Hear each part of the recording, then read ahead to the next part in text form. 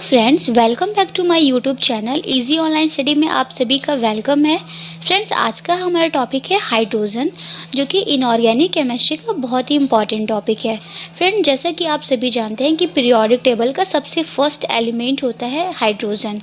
तो इस वीडियो में हम हाइड्रोजन के बारे में पढ़ेंगे, इसके मैन्युफैक्चर के बारे में पढ़ेंगे और इसके फिजिकल प्रॉपर्टीज़ को भी देखेंगे। फ्रेंड्स, हाइड्रोजन को बेसिकली हम कैपिटल H से रिप्रेजेंट करते हैं और इसका फॉर्मूला होता है H2 और इसका एटॉमिक मास होता है 1.008 और इसका इलेक्ट्रॉनिक कॉन्फ़िगरेशन होता है 1s1। फ्रेंड्स, हाइड्रोजन के न्यूक्लियस में सिर्फ 1 इलेक्ट्रॉन और 1 प्रोटॉन ही होते हैं। मीन्स जो इसका आउटर सेल है वो इनकम्प्लीट होता है। जैसा कि हम जानते हैं K, L, M और N 2, 8, 18 और 32। इस अकॉर्डिंग इसके आउटर सेल में 2 इलेक्ट्रॉन्स होने चाहिए, लेकिन हाइड्रोजन में 1 होता है। जैसा कि हम जानते हैं कि किसी भी एलिमेंट के आउटर सेल में जो इलेक्ट्रॉन्स की संख्या होती है वो 2 होती है। यहाँ हम देख सकते हैं कि हाइड्रोजन के पास 1 इलेक्ट्रॉन है, तो इसको अपना सेल कंप्लीट करने के लिए 1 इलेक्ट्रॉन्स की नीड होगी, इसलिए हमेशा हाइड्रोजन के ऊपर माइनस लगता है। इसका मतलब ये होता है कि इसको अपना आउटर सेल कंप्लीट करने के लिए 1 इलेक्ट्रॉन्स की नीड है। फ्रेंड्स, अब हम बात करते हैं हाइड्रोजन के इंट्रोडक्शन के। मीन्स इसकी खोज कब हुई थी। तो फ्रेंड्स, 16वीं शताब्दी तक हाइड्रोजन गैस को हम पहले ज्वलनशील गैस के नाम से ही जानते थे, जिसकी खोज की थी हेनरी कैवेंडिश ने। हेनरी कैवेंडिश ने हाइड्रोजन गैस को पहचाना था सन 1776 में।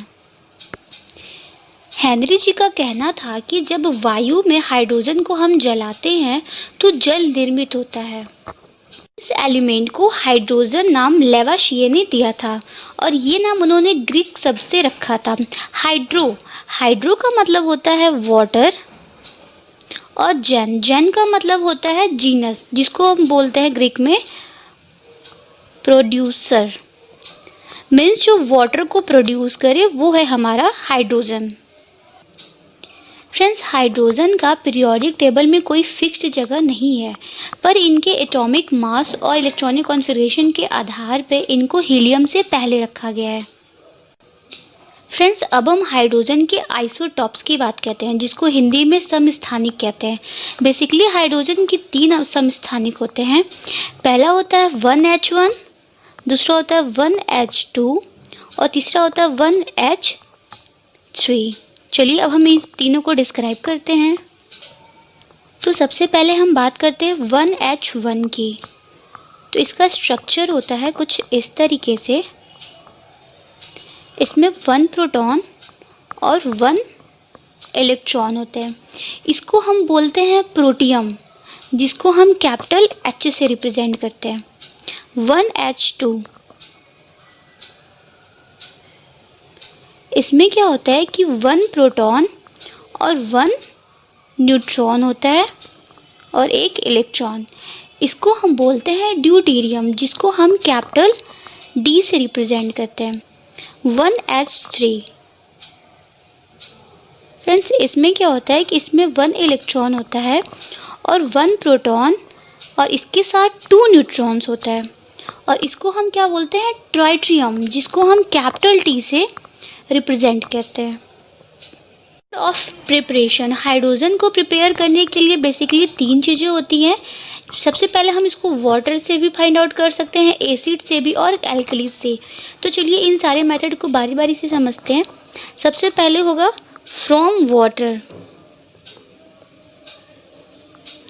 अब हम वाटर से हाइड्रोजन को कैसे फाइंड आउट करेंगे। तो फ्रेंड्स, जब हम वाटर का इलेक्ट्रो एनालिसिस कराते हैं तो हमें हाइड्रोजन मिलता है। तो चलिए जल को इलेक्ट्रोलिसिस कराते हैं तो हमें क्या मिलता है H प्लस OH माइनस। ठीक है, अब जैसे पता है इलेक्ट्रोलिसिस कराते हैं तो हमें पता है एनोड और कैथोड भी हमें मिलेगा। तो एनोड पे क्या होता है क्या होगा, ये जो हाइड्रोजन है वो इलेक्ट्रॉन के साथ कंबाइन होके H+ बनाएगा और H++ H इक्वल टू हो जाएगा हमारा H2। अब कैथोड की बात करते हैं। कैथोड पे क्या आता है कि कैथोड पे हमें मिलता है OH-, बैलेंसिंग कर लेते हैं 4OH प्लस 4C माइनस, फिर 4OH इक्वल्स टू 2H2O और ऑक्सीजन। ठीक है, फर्स्ट मेथड कि हम वाटर से हाइड्रोजन को कैसे प्रोड्यूस कर सकते हैं। अब हम बात करते हैं एसिड की। तो फ्रेंड्स कुछ धातुएं जैसे कि जिंक, मैग्नीशियम, आयरन, एल्युमिनियम, ये सब जो हैं वो एसिड के साथ क्रिया करती हैं तो सॉल्ट बनता है और हाइड्रोजन गैस रिलीज होता है। फॉर एग्जांपल जैसे जिंक है, जिंक जब H2SO4 के साथ क्रिया करता है तो क्या बनाता है, ZnSO4, और हमारा हाइड्रोजन क्या करता है, रिलीज करता है। इसका मतलब होता है कि गैस। ठीक है, अदर एग्जांपल जैसे मैग्नीशियम, ये एसिड के साथ क्रिया करता है। एसिड ले लीजिए, हम HCl को ले लेते हैं। ठीक है, तो ये इसके साथ क्रिया करके क्या बनाता है, MgCl2 प्लस H2 गैस को रिलीज कर दिया। बैलेंसिंग कंप्लीट करते हैं तो यहाँ पे ये हो जाएगा। ठीक है, ये तो हो गया एसिड के साथ। अब ये बेस के साथ भी क्रिया करता है।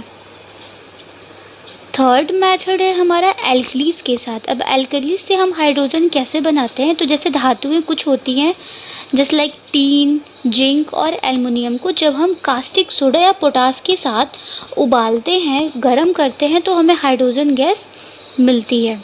तो चलिए इसका रिएक्शन देख लेते हैं कि जिंक को जब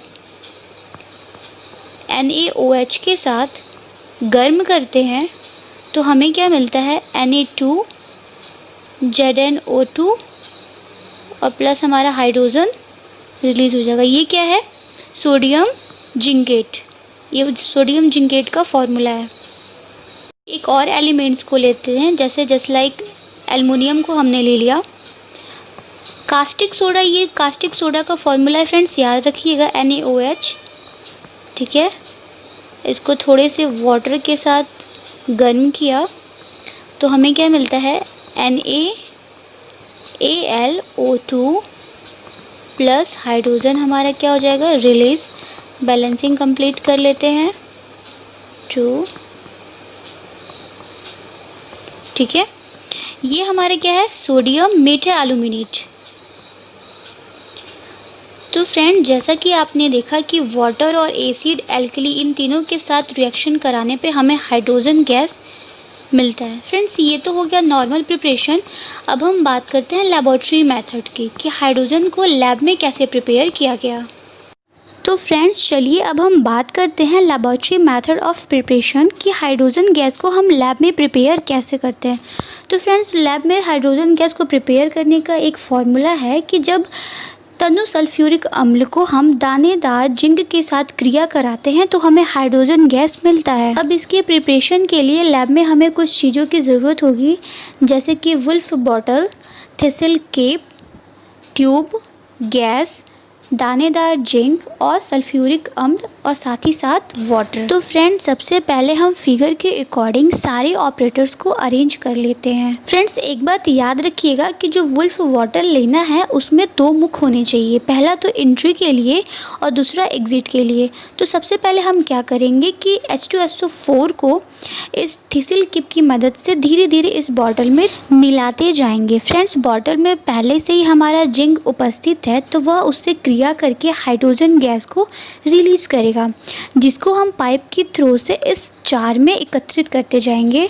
जैसा कि आप देख सकते हैं कि जार में पानी रखा हुआ है, यह इसलिए है क्योंकि जो हाइड्रोजन गैस रिलीज होगा तो ये पानी उस हाइड्रोजन गैस को ठंडा कर सके। अब इस जार में आए हुए हाइड्रोजन गैस को हम डाउनवर्ड डिस्प्लेसमेंट यानी कि अधोमुखी विस्थापन के द्वारा हाइड्रोजन गैस को एकत्र कर लेते हैं, जैसा कि आप ट्यूब के ऊपर हाइड्रोजन गैस को देख सकते हैं।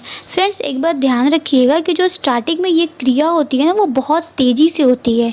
इसके कारण बहुत से बबल्स निकलते रहते हैं, तो हम उन बबल्स को कलेक्ट नहीं करेंगे, हमें हाइड्रोजन गैस को कलेक्ट करना होता है। फ्रेंड्स, अब हम बात करते हैं प्रिकॉशन की।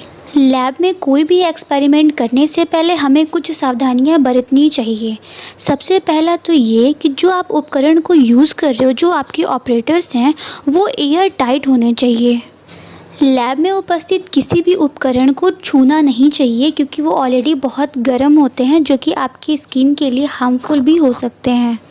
गैस अत्यधिक ज्वलनशील होते हैं, इसलिए हमें यह ध्यान देना चाहिए कि किसी भी फ्लेम को ऑपरेटर्स के पास लेके नहीं जाना चाहिए। सबसे ज़रूरी बात, अगर रिएक्शन की स्पीड कम हो जाती है तो उस टाइम हमें कुछ ना कुछ मिला देना चाहिए। स्पीड कम होने का कारण यह है कि जो एसिड है वो उच्च स्टैंडर्ड के साथ क्रिया करता है तो ऑटोमेटिक अपने स्पीड को कम कर देता है, और अगर हम उसमें कुछ मिला देते हैं तो वो वापस से अपने रिएक्शन के स्पीड को नॉर्मल कर लेता है। गैस जार को हमेशा उलटकर ही रखना चाहिए। फ्रेंड्स, ये तो हो गया कि लैब में हमें क्या क्या सावधानियां बरतनी चाहिए। अब हम बात कर लेते हैं हाइड्रोजन गैस के फिजिकल प्रॉपर्टीज़ की। The first point is hydrogen रंगहीन, गंधहीन और स्वादहीन गैस होती है। हाइड्रोजन गैस जल में अति अल्प विलेय होती है। हाइड्रोजन गैस वायु से भी हल्की गैस होती है। हाइड्रोजन गैस का लिटमस पेपर पर कोई भी प्रभाव नहीं पड़ता। कुछ एलिमेंट्स जैसे पैलेडियम, प्लेटिनम और कोबाल्ट, ये हाइड्रोजन की अत्यधिक मात्रा को अवशोषित कर लेती है और इस प्रोसेस को हम कहते हैं अधिशोषण। दोस्तों, अब हम बात कर लेते हैं हाइड्रोजन के उपयोग की। नाइट्रोजन तथा हाइड्रोजन के मिश्रण का प्रयोग अमोनिया के निर्माण में किया जाता है। कार्बन मोनोऑक्साइड और हाइड्रोजन के मिश्रण को उत्प्रेरक पर प्रभावित करके मेथिल अल्कोहल तथा फॉर्मेल्डिहाइड का निर्माण करते हैं। इसका प्रयोग तेल के हाइड्रोजनीकरण में भी किया जाता है। पेट्रोल तथा कोयला के विकल्प के निर्माण में भी हाइड्रोजन गैस का प्रयोग करते हैं। भट्टियों जिनका प्रयोग धातुओं के विऑक्सीकरण या अनिलीकरण में किया जाता है, में उपाचक वायुमंडल निर्मित करते हैं। उद्योगों तथा वाहनों में ऊर्जा स्रोत के विकल्प के रूप में भी हाइड्रोजन गैस का प्रयोग करते हैं। उच्च ज्वलनशीलता, दहन की उच्च एंथैल्पी तथा कम प्रदूषण उत्पन्न करने वाले हाइड्रोजन को भविष्य का ईंधन भी माना जाता है। हाइड्रोजन गैस बहुत हल्की होती है, इसलिए इसका प्रयोग गुब्बारों में हवा भरने के लिए किया जाता है। बट आज के प्रेजेंट टाइम में हाइड्रोजन की जगह हम हीलियम और हाइड्रोजन के मिश्रण को प्रयोग करते हैं। हाइड्रोजन का उपयोग ऑक्सी हाइड्रोजन ज्वाला के निर्माण में भी किया जाता है, जो कि अत्यधिक गर्म ज्वाला होती है, और इसका प्रयोग वेल्डिंग करने में, लाइमलाइट को उत्पन्न करने में और क्वार्टज जैसे प्लेटिनम को पिघलाने में भी किया जाता है। फ्रेंड्स, आई होप सो कि ये वीडियो आपके लिए बहुत ही यूज़फुल होगा। अगर आप मेरे चैनल पर नए हैं और मेरे वीडियो को पहली बार देख रहे हैं तो चैनल को सब्सक्राइब कर दीजिएगा, साथ ही बगल के बेल आइकन को भी प्रेस कर दीजिएगा। इससे क्या होगा, जब भी मैं कोई नया वीडियो अपलोड करूँगी उसकी नोटिफिकेशन सबसे पहले आपके मोबाइल तक पहुँच जाएगी। वीडियो को लाइक करना बिल्कुल ना भूलिएगा।